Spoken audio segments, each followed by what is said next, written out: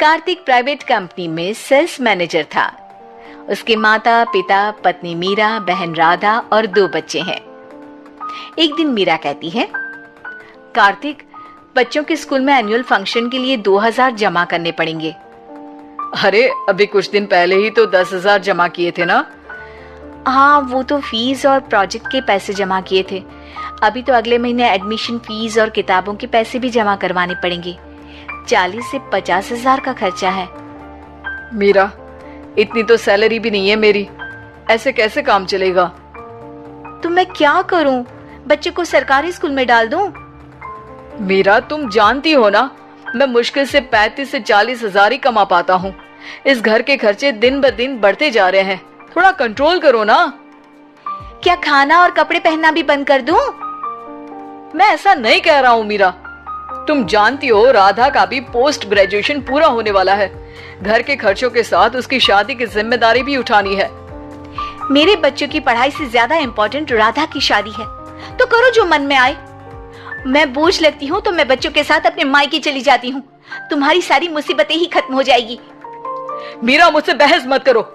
सुबह सुबह ऑफिस जाने के टाइम पर ही कलेश करके दिन मत खराब करो। इतना बोलकर कार्तिक वहां से चला जाता है। तभी, कार्तिक बेटा, ऑफिस जा रहे हो? मेरी दवाइयाँ लेते आना।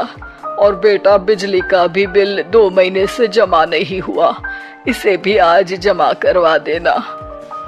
जी पिताजी, लाइए बिजली का बिल। 4,600 रुपए बिजली का बिल आया है। माँ, मीरा, राधा, कितना ज्यादा बिल आया है। भैया, ये 2 महीने का बिल है और मैं तो सिर्फ फोन चार्ज करती हूँ। अरे बेटा, मैं तो गीजर से पानी गर्म करने के अलावा मेरे कमरे में एक पंखा और एक लाइट ही तो जलते हैं।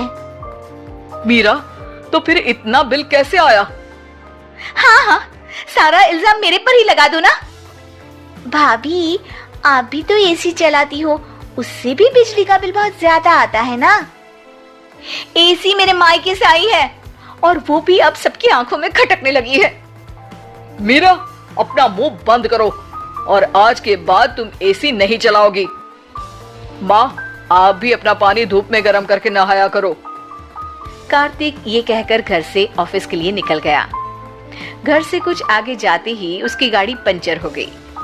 कार्तिक को पंचर बनवाकर ऑफिस पहुंचने में लेट हो गया। बॉस ने कार्तिक को अपनी कैबिन में बुलाया। अब मैं आई कम इन सर? कम इन। बहुत लेट हो तुम। अब सॉरी सर, कुछ प्रॉब्लम्स की वजह से लेट हो गया। मुझे कुछ नहीं सुनना। तुम्हारा टारगेट कंप्लीट हुआ? अब नो सर, अभी बाकी है। क्यों? अब सर, मार्केट में बहुत रिसेशन चल रहा है, बिजनेस कहीं से मिल नहीं पा रहा।